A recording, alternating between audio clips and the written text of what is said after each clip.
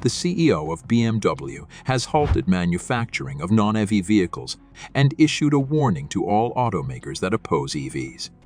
Executives in the auto industry have long lamented that the profitability of electric automobiles is lower than that of cars with internal combustion engines. Oliver Zipse, chief executive officer of BMW AG, claims such times are gone. According to Zipse on Saturday, all of BMW's electric models are profitable, and the company's battery-powered new A-Class cars, which are scheduled to go on sale in 2025, will be even more successful. It is a false assumption that cars with combustion engines always have higher margins, he told reporters at a press conference held in advance of the Munich IAA Auto Show. The first new Class A prototype was revealed by BMW this Saturday.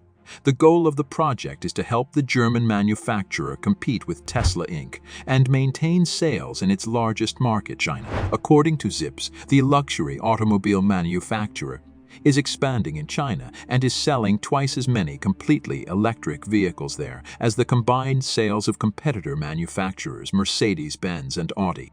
He continued by saying that since BMW is positioned in the luxury market, it is unaffected by the nation's pricing battle. In a further interview with Bloomberg Television, the CEO said, "We have a solid foundation in the Chinese marketplace.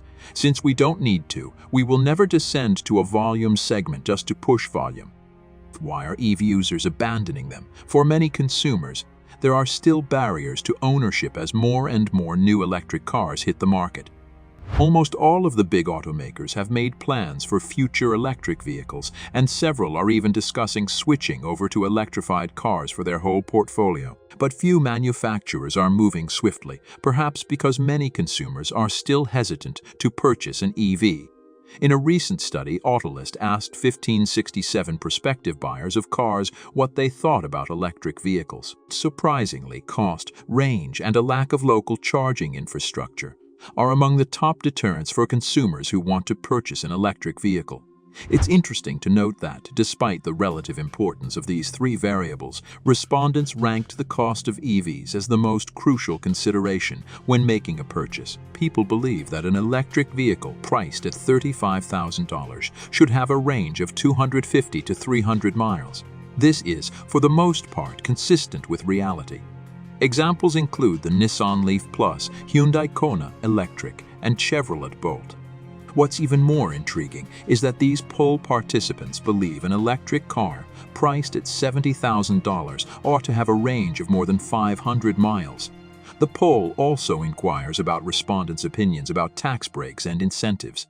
It also shows how perplexed people are about the Tesla supercharger network. Despite its earlier reservations, BMW began paying more attention to the politicians than its consumers and went all in on EVs in an attempt to convince everyone to support this electric dream. Another obstacle to the transition away from vehicles with polluting internal combustion engines is the reluctance of consumers to purchase old electric cars, which is also hurting the demand for brand new ones.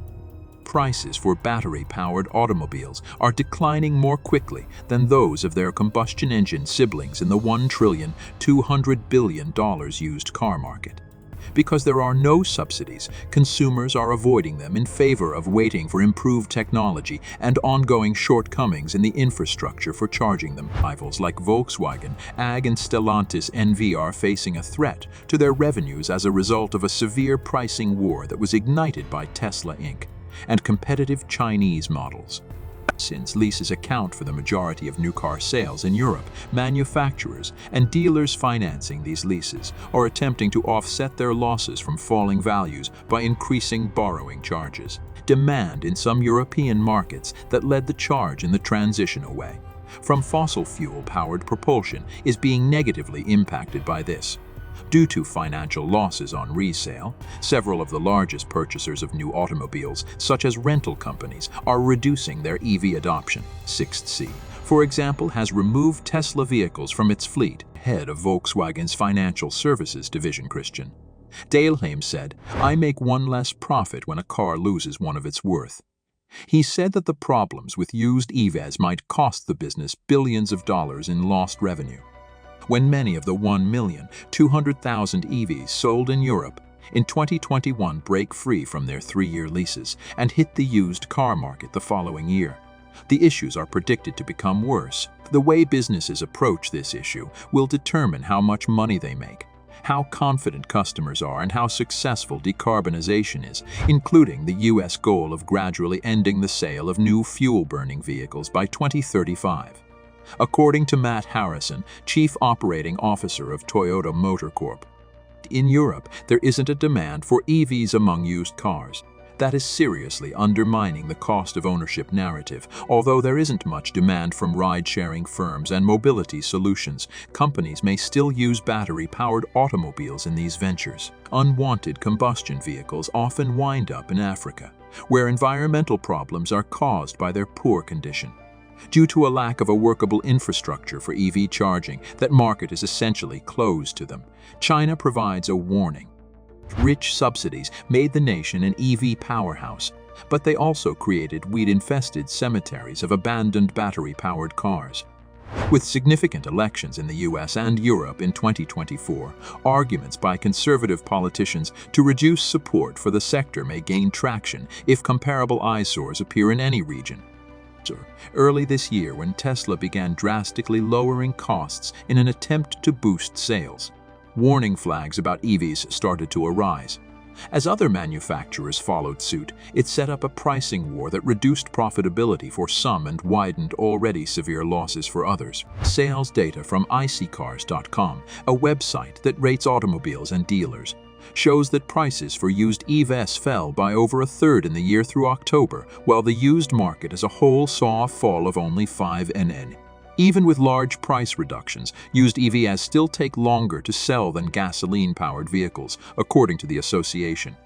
The majority of new automobiles are initially sold as business or fleet cars in Germany, the largest auto market in Europe, and then they re-enter the private second-hand market 1 to 3 years later. However, since even new EV purchases are slowing down, an increasing number of used models are left on lots for longer than 90 days.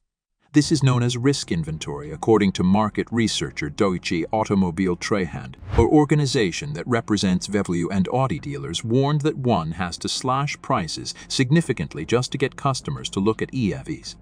Dirk Weddigen von Knapp is the leader of this association. The fact that the industry is working with used EVs for the first time contributes to some of the issues. Although the age and mileage of combustion engine automobiles may be used to swiftly identify their worth, Weddigen von Knapp said that there are now no widely accepted methods to assess the condition of a battery. According to Bloomberg Neff, the battery makes up around 30% of an EV's worth, a percentage that is predicted to decrease in the next years.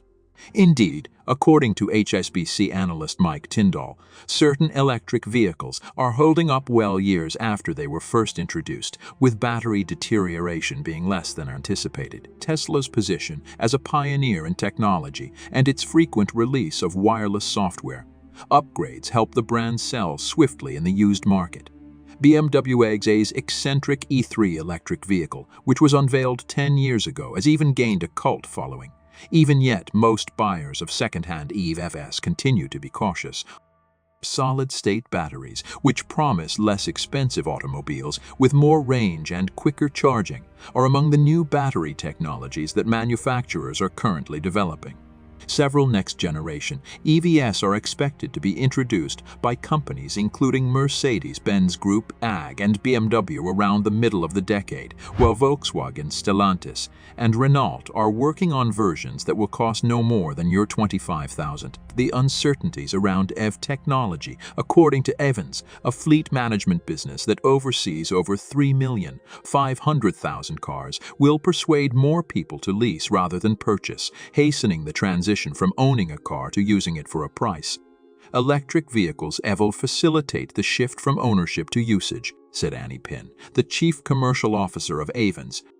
What are your thoughts then? Is BMW moving toward electric motors instead of gas engines the correct decision?